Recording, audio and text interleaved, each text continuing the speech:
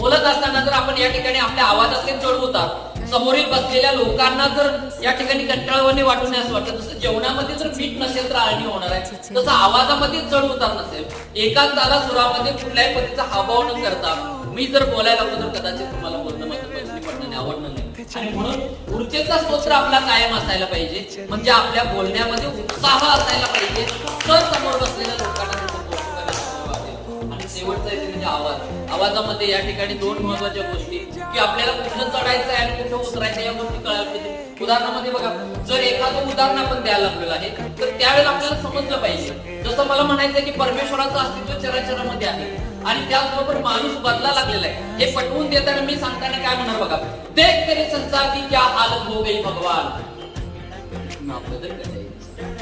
म्हणजे या ठिकाणी मी काय केलं, देख तेरे संसार की क्या हालत हो गई भगवान.